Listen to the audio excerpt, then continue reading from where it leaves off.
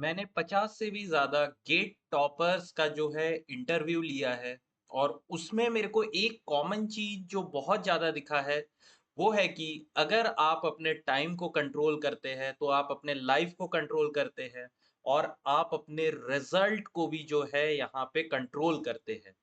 तो यहाँ पे मैं आप लोगों से बात करूँगा कि कैसे अगर आप 10 घंटे, 12 घंटे पढ़ रहे हो, इससे बेटर है कि आप 6 घंटे पढ़िए, जो कि आपके लिए बेनिफिशियल रहेगा। और जो जो लोग भी 10 से 12 घंटे पढ़ रहे, मैं यहाँ पे बोलूँगा कि ये आधा से ज़्यादा लोग जो है झूठ बोलते हैं टॉपर्स आपको। ऐसा क्यों बोलते हैं? क्योंकि किसी को भी सिंपल स्टोरी सुनना अच्छा नहीं लगता है। सभी को एक स्ट्रगल के साथ स्टोरी, स्ट्रगल के साथ रैंक को रिलेट करना या स्ट्रगल के साथ सक्सेस को रिलेट करना बहुत अच्छा लगता है, सुनने में भी और बताने में भी। इसीलिए ये जो है आप हर वीडियो में देखोगे कि टॉपर आपको बोल रहा है मैंने 10 से 12 घंटे पढ़ा है। तो आज के वीडियो सेशन में मैं आप लोगों से बात करूंगा कि कैसे अगर आप अपने स्टडी को अपने गेट 2025 के रिजल्ट को अच्छा लाना चाहते हैं, तो सबसे पहले आपको अपना जो है टाइम को मैनेज करना पड़ेगा। इसी के ऊपर मैं वीडियो सेशन आज का लेने वाला हूं। तो सबसे पहले मैं बता दूं कि मैंने गेट 2013 जब दिया था, उस टाइम पे मैं भी 10 से 8 घंटे पढ़ रहा था, लेकिन मेरा रैंक जो है उस टाइम पे अबव 2000 आया। लेकिन 2014 में जब मैंने स्मार्ट स्टडी किया, तब जो है मेरा जाके यहाँ पे 6 घंटे मैंने पढ़ा। ऐसा नहीं है कि मैं कंटिन्यूअस 6 घंटे पढ़ा, एग्जाम के लास्ट लास्ट के टाइम में मैंने भी 10 घंटे पढ़े हैं, ठीक है? लेकिन यहाँ पे मैं बताऊं कि 2013 में मैंने ऐसा क्या नहीं किया जो 2014 में किया, जिस वजह से मेरा ये रैंक यहाँ पे आया है। मैं ये भी डिस्कस करूंगा आप लोगों के साथ, ठीक है? तो वीडियो सेशन में एंड तक जरूर बने रहिएगा। अब सबसे पहले अगर आप टाइम मैनेज करना चाहते हो, तो यहाँ पे कुछ-कुछ चीज़ों का आपको ध्यान रखना है। इसमें सबसे पहला है कि आप अपने शेड्यूल को बहुत अच्छे से प्लान करिए। इसमें जो सबसे पहला पार्ट आता है, ये है एक टू डू लिस्ट आप अपने साथ रखिए। देखिए, जितने भी सक्सेसफुल लोग हैं, जितने भी टॉपर्स हैं, इनका हमेशा एक हैबिट होता है कि आप एक टू डू लुस्ट लिस्ट रखिए हमेशा। देखिए, मैं भी एक टू डू लिस्ट हमेशा रखता हूँ, है ना? इसमें एकदम छोटा-सा डायरी है जो कि मैंने खुद ने बनाया है। इसमें मैं हर दिन का कंटेंट लिखता हूँ कि मुझे कौन-सा कंटेंट करना है क्रिएट, या अगर कुछ छोटे से छोटा काम रहता है मेरे को, जो मेरे को याद नहीं रहना है, ये मैं जो है सोने से पहले रात को मैं बना के रख देता हूँ और डेट वाइज़ मैं इसको रखता हूँ। ऐसा क्यों मैं आपको बोल रहा हूँ कि डेट वाइज़ करना है? ये मैं आगे आप लोगों से डिस्कस करूंगा। यहाँ पे मैं देखिए चेक बॉक्स फॉर्मेट में रखा हूं, जिससे कि आपका जो टास्क हो जाता है, आप उसको जो है यहाँ पे टिक कर दीजिएगा, और जो टास्क आपका होता नहीं है उसको आप नेक्स्ट डे कॉपी पेस्ट कर लीजिएगा, ठीक है? तो ये चीज आपको करना बहुत, आपका सबसे इंपॉर्टेंट टास्क है क्या कि आप make a to do list. या तो आप रात को सोने से पहले बनाइए इसको, या सुबह उठने के बाद सबसे पहला काम ये कीजिए। मेरा प्रेफरेबली ये रहता है कि आप रात को सोने से पहले कर लीजिए, जिससे सुबह उठ के आपको कोई भी टेंशन ना रहे। नेक्स्ट जो है, जो लोग करते नहीं है यूजुअली, वो है टू डू लिस्ट तो बना लेते हैं, लेकिन फिर क्या करते हैं कि हर एक टास्क को टाइम देना भूल जाते हैं, टाइम ब्लॉक करना भूल जाते हैं। ये क्यों नेसेसरी होता है, इस पे मैं आप लोगों से थोड़ा सा डिस्कस करता हूं। क्योंकि आपने क्या पार्किंसंस लॉ के बारे में सुना है? तो पार्किंसंस लॉ ऐसा है, मैं आपको इसको एक्सप्लेन करता हूं एक ग्राफ से। सपोज कीजिए कि आपको एक काम करना है। उस काम को करने के लिए एक ऑप्टिमल टाइम रहता है, जिसमें कि आप ऑप्टिमल एफर्ट देते हो। सपोज कर लीजिए कि एक वर्क है, जिसको आप 10 घंटे में फिनिश करना चाहते हो, ठीक है? 10 घंटे में, सॉरी, अगर आप उसको 10 घंटे में फिनिश करना चाहते हो, लेकिन अगर आप उस टास्क को एलोकेट कर देते हो 20 घंटे, तो आप उस सेम टास्क जिसको आप 10 घंटे में करना चाहते थे, उसको आप 20 घंटे में भी कर पाओगे। तो ऑटोमेटिकली जो वर्क है, वो आपका पूरा टाइम को फिल कर लेता है। तो यही चीजें गवर्नमेंट ऑर्गेनाइजेशंस में भी होता है। आप देखोगे कि एक छोटा सा काम जो कि 1 हफ्ते का होता है, आपको बोल देंगे कि 1 महीने तक वो काम चलेगा। तो ऑटोमेटिकली धीरे-धीरे लेज़ी, लेज़ी, लेज़ी हो के वो 1 हफ्ते का काम 1 महीने का स्पेस पूरा फिल करता है। इसीलिए मैं आप लोगों को बोलूँगा कि जब भी आप एक टू डू लिस्ट बनाएँ, उसमें भूल मत जाइएगा कि आप अपने टाइम को ब्लॉक करना। नेक्स्ट जो सबसे इंपॉर्टेंट होता है कि आप टू डू लिस्ट वगैरह सब तो बना लिए, लेकिन आप खुद को ट्रैक ही नहीं कर रहे हो। तो आपको अपने टू डू लिस्ट को भी ट्रैक करना है। उसको कैसे करेंगे? देखिए, जब मैंने आप लोगों से बनवाया था, तो यहाँ पे डेट वाइज होगा। डेट वाइज, तो आपको अब पता चल जाएगा। आप जब जाके देखोगे कि आपने कितने, आप अपने टू डू लिस्ट पे देखोगे कि आपने कितने चेक बॉक्स में जो करेक्ट टिक मार्क फिल किया है, कितने में आप कर नहीं पाए हो, क्रॉस किए हो और उसको कॉपी पेस्ट किए हो। एवरी वीक ऐसे क्यूमुलेटिवली आपके पास कितने क्रॉस मार्क आ रहे हैं, ये चीज आपको जो है देखना पड़ेगा। तो इससे आप अपना ट्रैक रख पाओगे कि आपने at the end of the week या एंड ऑफ द मंथ आपने कितने क्रॉस अपने जो वर्क है टू डू लिस्ट से वो आपने किया नहीं है। तो ये आपको एक बहुत अच्छा ट्रैकिंग देगा। दूसरा जो है, आप गेट के लिए अगर प्रिपेयर कर रहे हो या कोई एग्जाम के लिए, तो आप एक सब्जेक्ट का जिसको आपने लिया था एक वीक या एक मंथ पहले, उसके पीवाईक्यूज आप कितने कॉन्फिडेंटली सॉल्व कर पा रहे हो, ये भी एक ट्रैकिंग मेजर होता है कि आप कॉन्फिडेंटली अगर सॉल्व कर रहे हो without looking in the solution, तो ये एक अच्छा चीज आपको इंडिकेट करता है कि आपने बहुत अच्छे से परफॉर्म किया है उस ड्यूरेशन के दौरान। थर्ड जो आपका एक पैरामीटर होता है जिससे आप अपने आप को ट्रैक कर सकते हो, that is your test series mark. अगर आपके टेस्ट सीरीज के मार्क सब्जेक्ट वाइज या फिर पूरा ओवरऑल टेस्ट सीरीज में अगर अच्छा आ रहा है, तो यहाँ पे ये इंडिकेट करता है that you are performing well, you are studying well, जिसके वजह से आपका जो है टेस्ट सीरीज में सब्जेक्ट वाइज टेस्ट सीरीज हो या overall test series full length test series हो, उसमें आपके मार्क्स बहुत अच्छे आ रहे। So these are all the tracking measures, इससे आप अपना गेट के पीवाई क्यूज, गेट का टेस्ट सीरीज, इससे आप खुद को ट्रैक कर सकते हो फॉर द गेट 2025 प्रिपरेशन। ठीक है।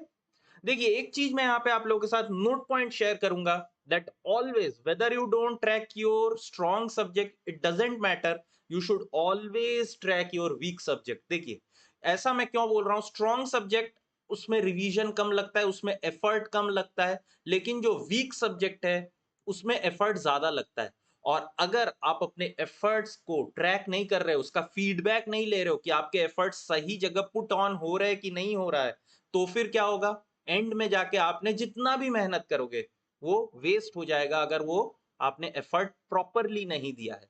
तो इसी वजह से आप अपने वीक सब्जेक्ट्स को ऑलवेज ट्रैक करोगे, उसके लिए लिस्ट बनाओगे, टू डू लिस्ट बनाओगे, उसके रिवीजन शेड्यूल करोगे कि कब उसको फिर से रिवाइज करना है, कितने मतलब इंटरवल में often you should revise that subject, ये सब चीजों पे आपका बात होना चाहिए। नेक्स्ट जो और एक बहुत इंपॉर्टेंट चीज हो जाता है, highlight one task per day. देखिए आप अपना टू डू लिस्ट बनाए, ठीक है, आपने यहाँ पे देखिए जैसे कि मैंने एक एग्जांपल ले लिया, कंप्लीट होमवर्क कीजिए, है ना, डेली प्रैक्टिस प्रॉब्लम ईडीसी का सॉल्व कीजिए, 10 क्वेश्चन ईएमटी का सॉल्व करना है। तो यहाँ पे मैं आप लोगों को बोलूंगा कि एक टास्क को मैं हाईलाइट करूंगा जो कि मुझे ऐसा है कि रात को ही लगेगा यार कि मैं सुबह उठ के नहीं कर सकता हूँ, है ना, मैं उसी टास्क को हाईलाइट करूंगा। And that highlighted task should be your first priority task of the day। तो अगर आप सबसे डिफिकल्ट टास्क को दिन के शुरुआत में ही कर लोगे ना, तो आपका पूरे दिन का मोटिवेशन हाई रहेगा, यू विल फील लाइक कि ठीक है यार मैंने एक डिफिकल्ट टास्क तो अपना निपटा दिया है, अब जो भी टास्क आएंगे मेरे सामने that will be all simpler task. तो ये चीज हमेशा मैं फॉलो करता हूं, that highlight one task per day, और उस टास्क को आपको सबसे पहले करना है। ठीक है।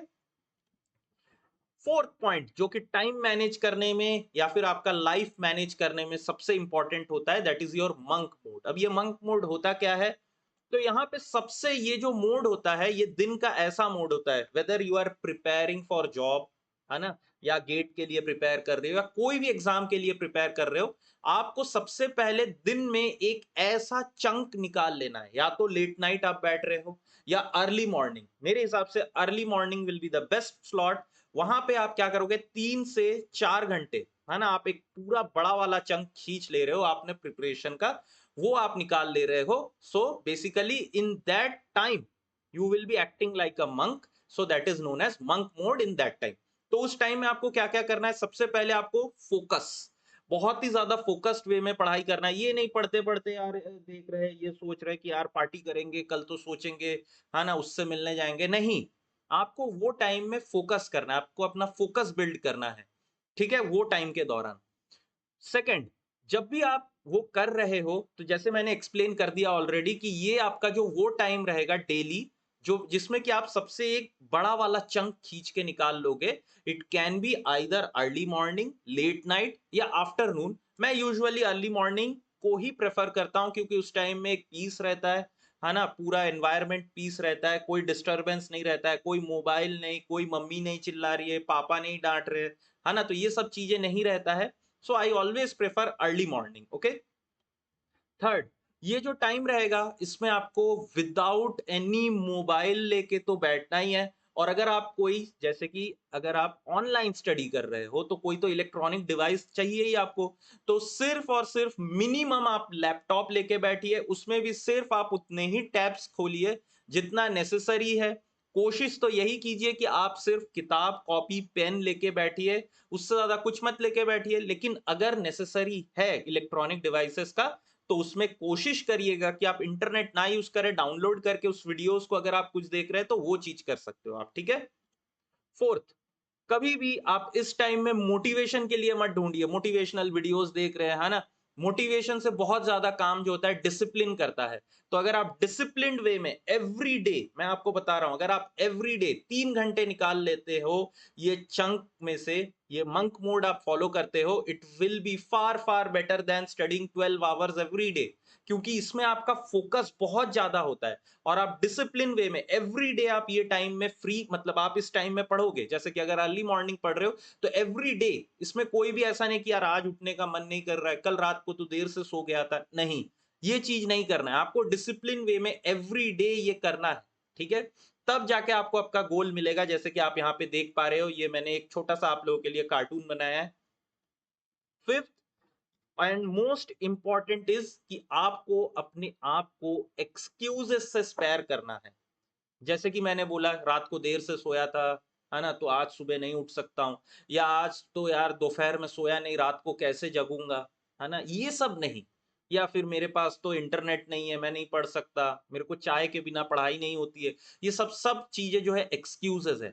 और ये एक्सक्यूजेस आप खुद को फीड करते हो फील गुड कराने के लिए, है ना? एक टाइम था जब मैं इस चैनल को लेके इतना ज्यादा मतलब काम नहीं करता था। मैं सोचता था यार क्या ही ना होगा, मतलब कौन मुझे देखेगा। अभी भी कोई ज़्यादा देखता नहीं है, फिर भी मैं ये एक्सक्यूज़ खुद को फीड नहीं करता हूँ that if nobody is seeing me I shouldn't create content. मैं अपना कंटेंट क्रिएट करता हूँ, जिसको देखना है देखेंगे, जिसको नहीं देखना है वो नहीं देखेंगे। तो आप कभी भी एक्सक्यूज़ेज़ मत दीजिए, ठीक है? अब जो सबसे इम्पोर्टेंट है गेट 2025 के लिए, यहाँ पे मैं कुछ टिप्स आप लोगों के साथ शेयर करूँगा, पर्सनल टिप। सबसे पहला कि आप जो है सेल्फ स्टडी अगर कर रहे हो तो रिकॉर्डेड सेशंस देखिए। मैं क्यों ऐसा बोल रहा हूँ? देखिए लाइव सेशंस जब आप जाते हैं ना पढ़ने, तो वहाँ पे क्या होता है, कभी-कभी टीचर जो है ना एक छोटे से 10 घंटे, 20 घंटे के टॉपिक को 40-50 घंटे तक स्ट्रेच कर देते हैं, ठीक है? प्लस ऑप्शन ये भी नहीं रहता है आपके पास कि आप कोई पार्ट को स्किप करके देखो। आपके पास हमेशा आपको बैठ के क्या है, वो जो भी बोल रहा है आपको सुनना पड़ता है। अपने बारे में गुणगान गा रहे हैं या अपने कोर्स के बारे में गुणगान गा रहे हैं, तो आपको वो सब सुनना होता है। So it is better always कि आप क्या करें, आप रिकॉर्डेड सेशन को देखें, जहां पे कि आप पार्ट्स को स्किप कर सकते हो। और मैं यहाँ पे आप लोगों को बोल दूं कि अगर आप गेट 2025 के लिए पढ़ रहे हो, so all the contents are present recorded on YouTube, है ना? यूट्यूब में आपको सारे कंटेंट मिलेंगे, क्योंकि 2019 से लेके जो 22 वाला फेज था, हर एक कोचिंग सेंटर ने वहां पे अपने कंटेंट बहुत अच्छे से प्रिपेयर करके डाला है, जो ऑनलाइन में आपका एक विजिबिलिटी के लिए, तो आप उनको जाके जरूर देखिए, ठीक है? सेकंड, आप अगर प्रिपरेशन अभी स्टार्ट कर रहे हो तो हर एक जो आवर्स है आपके सब्जेक्ट का, जैसे कि 8 से 10 सब्जेक्ट होंगे आपका गेट 25 में, तो आप उनके लिए आवर्स कैलकुलेट कर लीजिए। देखिए आपको एक स्टिपुलेटेड आवर्स तो पता है कि ये कंट्रोल सिस्टम है, ये मेरा नेटवर्क है, ये डिजिटल है, इनके लिए कितने आवर्स लगते हैं। अब उसके ऊपर भी कुछ सब्जेक्ट्स होंगे जो आपके वीक सब्जेक्ट होंगे, जैसे कि ईडीसी हो सकता है, ईएमटी हो सकता है, मशीन हो सकता है, पावर सिस्टम हो सकता है। तो उसके लिए आप एक्स्ट्रा आवर्स भी डेडिकेट कीजिए। जैसे कि मैंने आपको पार्किंसंस लॉ में समझाया कि आप अगर फंसे रहोगे ना, कि सोचोगे कि यार ठीक है कर लेंगे इस सब्जेक्ट को, तो आप एक 50 घंटे के सब्जेक्ट को 100 घंटे बना के भी नहीं खत्म होगा। तो इसीलिए स्टार्ट करने से पहले ही आप आवर्स डेडिकेट कर दीजिए उस सब्जेक्ट को, कि आपको कितने घंटे उसमें पढ़ना है, कितने घंटों का लेक्चर उसमें देखना है। ये चीज आप हमेशा पहले डिसाइड कर लीजिएगा सब्जेक्ट को स्टार्ट करने से पहले। तीसरा, आप हमेशा मैथ्स और एप्टी से स्टार्ट कीजिए। ऐसा मैं क्यों बोल रहा हूं? क्योंकि अभी थोड़ी देर में बात करूंगा मैं इसका, ठीक है? मैथ्स और एप्टी से आपको स्टार्ट करना चाहिए। फोर्थ पॉइंट जो यहाँ पे मैं बोलूं कि आपको कोर सब्जेक्ट्स में ज्यादा टाइम देना चाहिए कंपेयर टू कॉमन सब्जेक्ट्स। क्यों ऐसा बोल रहा हूं? क्योंकि गेट अभी जो है ज्यादातर फोकस हो रहा है more towards your core subject rather than common subject. Fifth, PYQs before test series. बहुत से बच्चे ऐसे होते हैं जो कि टेस्ट सीरीज लेके बहुत ज्यादा अपना जो है टेंशन करते हैं कि टेस्ट सीरीज हमको अभी से देना है, बाद में देना है। नहीं, आपको सबसे पहले पीवाईक्यूज पे फोकस करना है। पीवाईक्यूज को अंडरस्टैंड करके अगर आप मिनिमम 2 बार भी सॉल्व करते हैं, आपका 50% वर्क जो है गेट के लिए कंप्लीट हो जाता है। ठीक है, तो ये काफी इंपॉर्टेंट होता है कि आप पीवाईक्यूज बिफोर टेस्ट सीरीज करिए। Six point, start preparing now. है ना? क्यों मैं ऐसा बोल रहा हूं? क्योंकि दिसंबर का जो मंथ होगा, नवंबर से लेके दिसंबर, उस टाइम में आपका सेम भी आ जाएगा, सेमेस्टर एग्जाम होगा। जो लोग अभी फाइनल ईयर में है, सेवेंथ सेम चालू होगा, आपका प्लेसमेंट्स भी स्टार्ट हो जाएगा, साथ ही गेट का एग्जाम फेब्रवरी में। तो मैंने मैथ्स और एप्टी क्यों अभी प्रिपेयर करने बोला? क्योंकि आपका मैथ्स और एप्टी ना कभी कभी प्लेसमेंट सीजन में जो एप्टी रहता है वो पार्ट क्वेश्चंस आते हैं। ठीक है, तो इस वजह से मैथ्स और एप्टी से अगर आप स्टार्ट करोगे तो आपके एक साथ 2 काम हो सकता है। और बहुत से बच्चे क्या होते हैं कि एमबीए वगैरह का या दूसरे एग्जाम्स जैसे आरआरबी, एसएससी का भी तैयारी करते हैं, तो उस टाइम में ये जो एप्टी आप पढ़ते हो ना, वो भी काम आ जाता है यहाँ पे। ठीक है, तो इसी के साथ जो है मैं ये वाला टाइम मैनेजमेंट का एक छोटा सा सेशन आप लोगों के लिए यहाँ पे लिया। अगर वीडियो अच्छा लगे तो लाइक एंड शेयर जरूर कीजिए, और ऐसे ही और वीडियोस के लिए चैनल को जरूर सब्सक्राइब कर लीजिएगा। और अगर आप लोगों को कोई डाउट रहता है तो नीचे कमेंट करके मुझे जरूर बताइए। ठीक है, तो चलिए मिलते हैं अगले सेशन में। Thank you.